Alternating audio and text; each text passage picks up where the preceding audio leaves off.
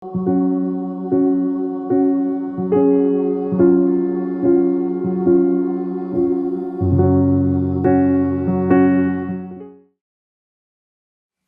உங்கள் யாவருக்கும் ஆண்டவராகிய இயேசு கிறிஸ்து நாமத்தினால் அன்பு மாத்திரை தெரிவித்துக் கொள்கிறேன்.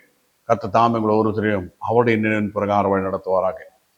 இன்றைக்கு நாம் பார்க்க போகிறதான காரியம் என்ன என்றால், இயேசு கிறிஸ்து ஏன் இந்த உலகத்தில் மனிதனாக வெளிப்பட்டார்.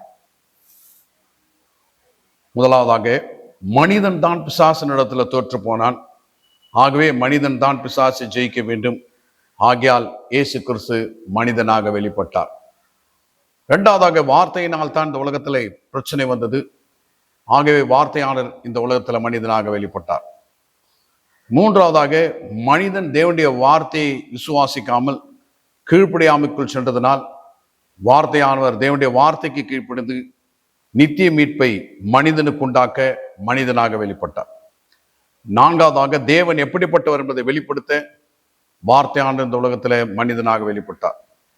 ஐந்தாவதாக, தம்மை பற்றி முன் உரைக்கப்பட்ட தீர்க்கதரிசன வசனங்களை நிறைவேற்ற மனிதனாக வெளிப்பட்டார். ஆறாவதாக, தேவனுக்கு எது பிரியம் எது பிரியமில்லை என்ற காரியத்தை உலகத்துக்கு வெளிப்படுத்த மனிதனாக வெளிப்பட்டார். ஏழாவதாக, மனிதனாக வாழ்ந்து காண்பிக்க மனிதனாக வெளிப்பட்டார். எட்டாவதாக, எந்த மனுஷனையும் பிரகாசிக்க செய்ய மனிதனாக வெளிப்பட்டார். ஒன்பதாவதாக, பிள்ளைகள் மாம்சத்தையும் இரத்தத்தையும் உடையவர்களாக இருக்க அவரும் அவர்களை போல் மாம்சத்தின் இரத்தத்துடையவராக இருப்பதற்காக மனிதனாக வெளிப்பட்டார். பத்தாவதாக, சேற்றில் இருக்கிற ஒரு புழுவிற்கு உதவ வேண்டும் என்றால் புழுவாக மாறினால்தான் ஆகும். ஆகவே மனிதனுக்கு ஆலோசனை சொல்ல மனிதனாகவே வெளிப்பட்டார்.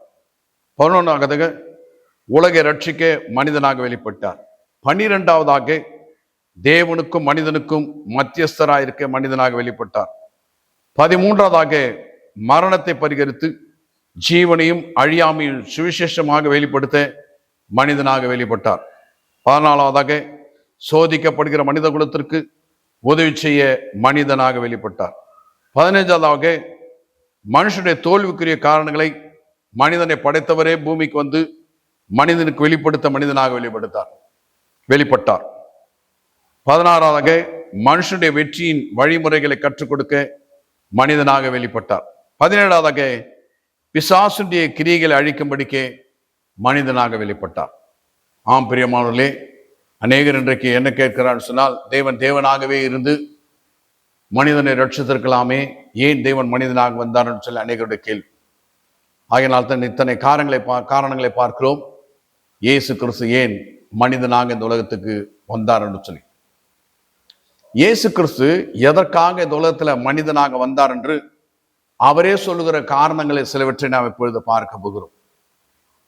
யோவான் 10ஆம் அதிகாரம் 10ஆம் வசனத்திலே கர்த்தராகிய இயேசு கிறிஸ்து சொல்கிறார், திருடன் திருடவும் கொல்லவும் அழிக்கவும் வருகிறான் என்று வேறொன்றுக்கும் வரான், நானோ அவைகளுக்கு ஜீவன் உண்டா இருக்கும், அது பரிமளப்பட வந்தேன் என்று சொல்லுகின்றார்.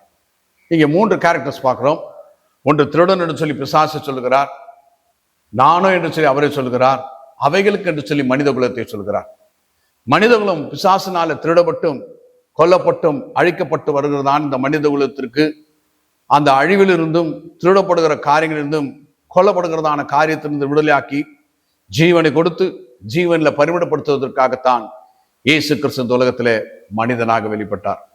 ஆகையினால தான் அவர் மாம்சத்தோடு இரத்தத்தோடு இருந்தபோது மாத்திரமல்ல, இப்பொழுது கூட அதே கிரியை இந்த உலகத்தில் செய்கிறவராக இருக்கிறார். ஏனென்றால் இயேசு கிறிஸ்து நேற்றும் இன்றும் என்றும் மாறாதவராக இருக்கிறார். பிசாசின் வல்லமையில் அகப்பட்டவரை குணமாக்குகிறவராக, பாவத்தினால வியாதினால மரணத்தினால பிசாசின் போராட்டத்தினால பலவிதமான தீமையான காரியங்களால திருடப்பட்டு கொல்லப்பட்டு அழிக்கப்பட்டு கொண்டிருக்கிறதான இந்த மனித சமுதாயத்திற்கு விடுதலை கொடுப்பதற்காகவே கர்த்தராகிய இயேசு கிறிஸ்து இந்த உலகத்திலே மனிதனாக வெளிப்பட்டார்.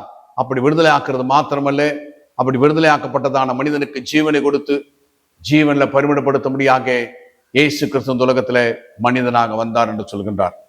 இரண்டாவதாக, யோவான் 12ஆம் அதிகாரம் 46ஆம் வசனத்திலே கர்த்தராகிய இயேசு கிறிஸ்து தான் ஏன் இந்த உலகத்தில் மனிதனாக வந்தேன் என்பதை குறித்து சொல்லும் போது, என்னை விசுவாசிக்கிறவன் எவனும் இருளில் இராதபடிக்கு நான் உலகத்தின் ஒளியாக வந்தேன் என்று சொல்கின்றார். இயேசு கிறிஸ்து இந்த உலகத்தில் தன்னை ஒளி என்று சொல்லி வெளிப்படுத்துகின்றார். என்னை விசுவாசிக்கிற எவனும் என்று சொல்லப்பட்டிருக்கிறது. இந்த எவனும் என்று சொல்லக்கூடியதான வார்த்தை எடுத்து விட்டு யார் வேண்டுமானாலும் தங்களுடைய பெயரை போட்டு அதில் படித்துக் கொள்ளலாம்.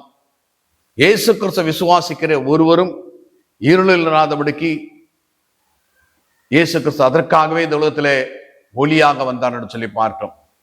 நம்ம யாரும் இருளில் இருக்கக்கூடாது என்பது தேவனுடைய சித்தம், பிரியமானவர்களே. ஆகினால்தான் தான் இயேசு கிறிஸ்து இந்த உலகத்திலே வெளிச்சமாக ஒளியாக இந்த உலகத்துக்கு வந்தார்.